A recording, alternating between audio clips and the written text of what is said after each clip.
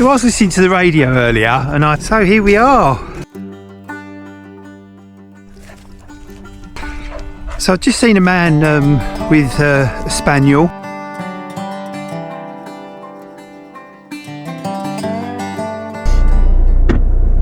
Hello everybody.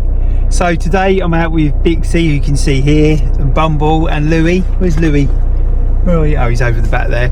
And we're going to go on a nice walk in just outside of Colchester, and then I'm going to go to another location to do something quite poignant, and come along with me for the ride. That'd be really nice. But first I'm going to drink my coffee.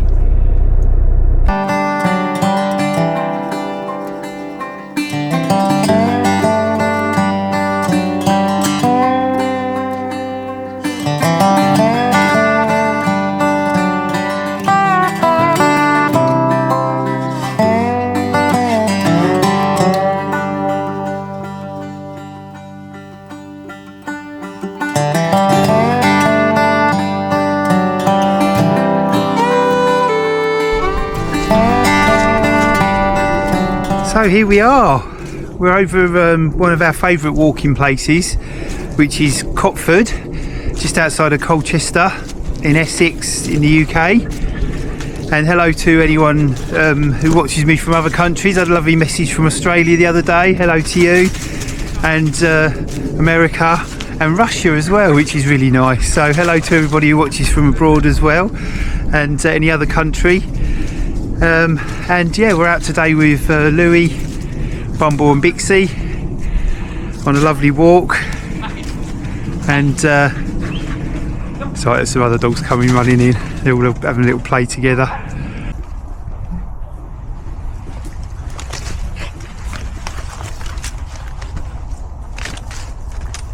There's Bixie and Bumble.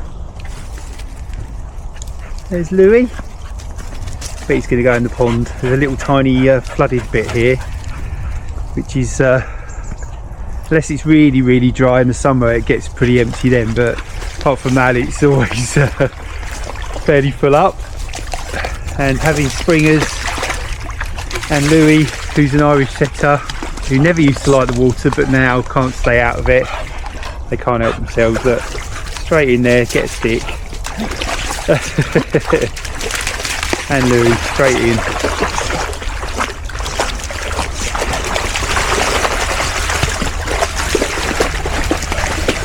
So Louis used to walk a lot with Labradors in the early days when I used to start working with him. I've been working with him for nearly 4 years now, and yeah, he learnt from the Labradors that water is good, so he can't stay out of even a puddle now. He even lays down in puddles, which is quite funny. There's Bumblebee. A Bumblebee. And off we go.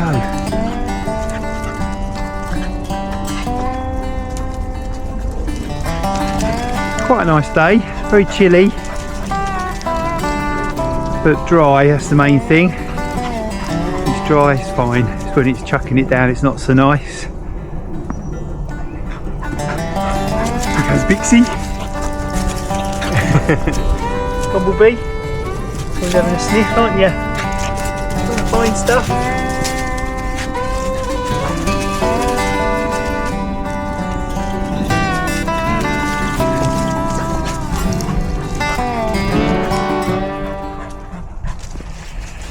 So I was listening to the radio earlier, and I heard one of the broadcasters saying about having their tails up, because I listened to Talk Sport radio, and they were talking about players, and when they go a goal ahead or something like that, they get their tails up.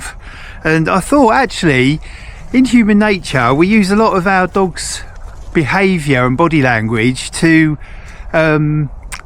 use in our language to express how we are and how we feel. So when you say our dogs, when you say, oh, they got their tails up, it means that the team that the guy was referring to suddenly got like an extra energy and a new way of playing, because they got their tails up and they were really on it. And it's interesting, isn't it, that we use those analogies in our human talk and in how we observe our behaviours is how our dogs behave. So with the tails up analogy, it just means that they're just sort of alert, more focused and on it. And it's kind of that thing. And I thought as well, what's the other one as well, which we say quite a lot? Oh, their ears pricked up when they heard that. And it's another one, isn't it, that when a dog hears something, because our dog's senses of nose, eyes and ears are so much more powerful and sensitive than ours, and when we see a dog's ears prick up, like a pointy-eared dog's more so, like I say a German Shepherd, that they've heard something and they're going to be alert to something. And we say it in our human language, don't we, about their ears pricked up.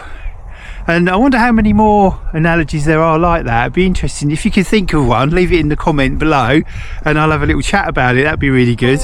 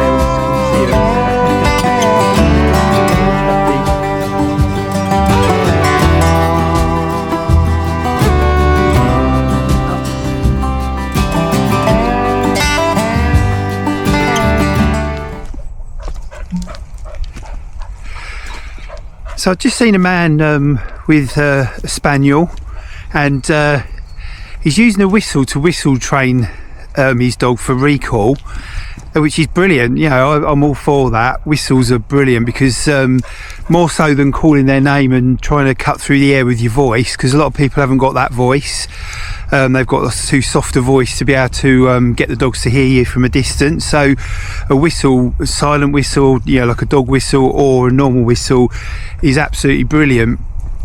But there's a danger of overkill. When you use a tool to train dogs, you have to use it specifically for that purpose. And what this guy was doing, and he was just literally, every time the dog moved, he whistled and whistled and whistled, and in the end the dog was just taking no notice of him, because you can overkill when you use something like a whistle or a clicker.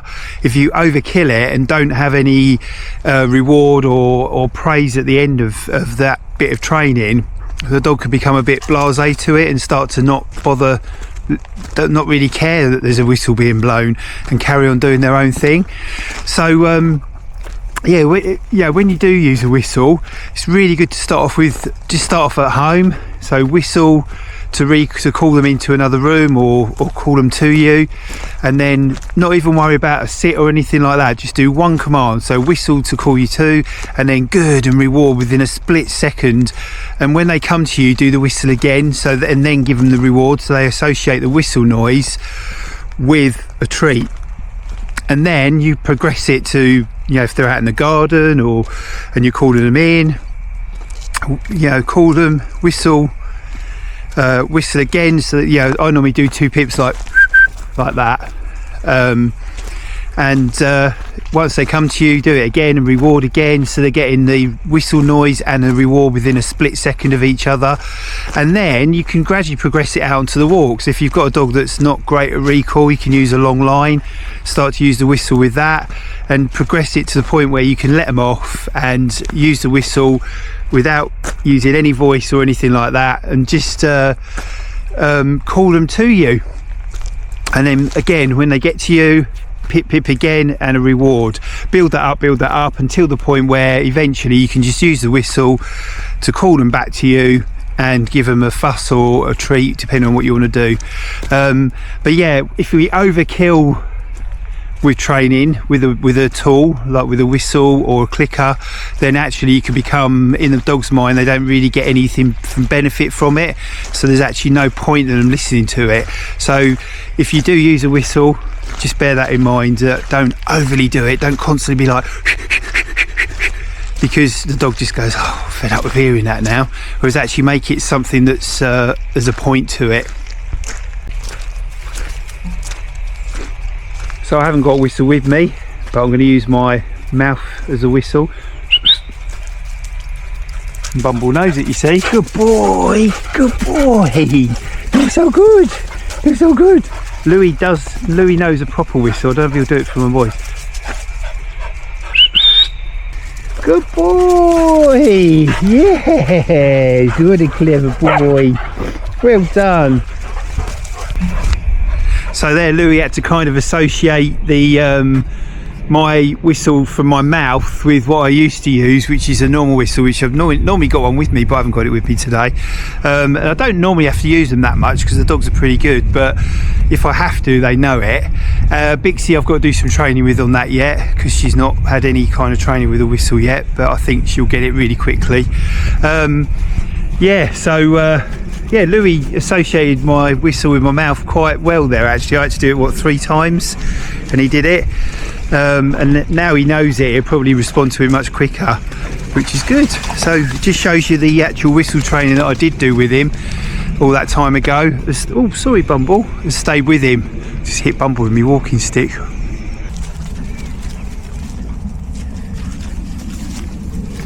So where we've had the freeze over the last couple of weeks, the ground's been like rock hard. It's been lovely to walk on, a little bit slippery in places obviously, but generally pretty good.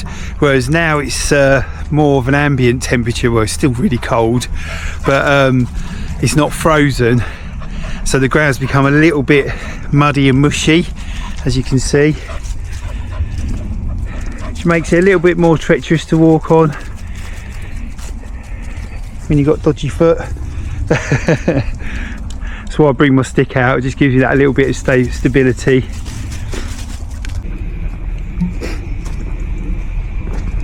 So the dogs love this bottom field here. It's got a river that runs along the bottom of it, which is nice in the summer, but not so much this time of year really.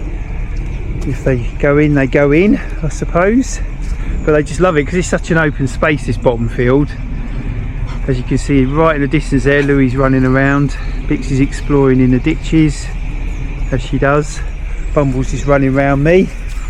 Aren't you, darling? You're a good boy. Come on in. They really enjoyed themselves today. Got their tails up, haven't you?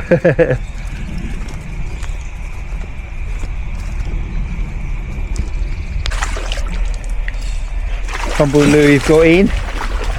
Gone for a little paddle. Oh no, Bumble. He's trying to get a stone off the bottom. He puts his head right under, can you see? Bixie's not sure about going in yet. Oh, she's nearly there. She's a bit undecided. You nutcase. Oh, she's nearly there.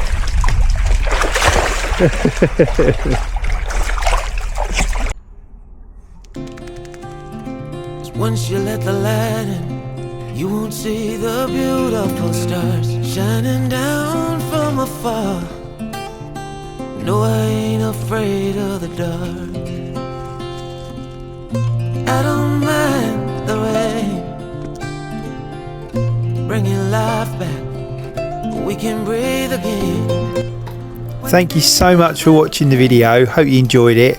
If you did, don't forget to subscribe and like. That'd be really helpful. And we'll see you on the next one. Thanks so much. Bye. That's the way it goes. Life will teach you what you need to know. And ooh,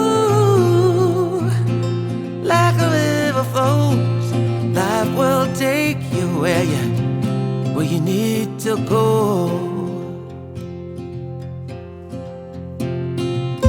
Getting old don't bother me,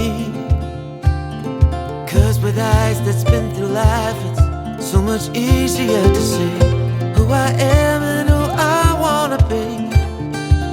No, getting old don't bother me. Truth can be a bitter pill, but it'll do you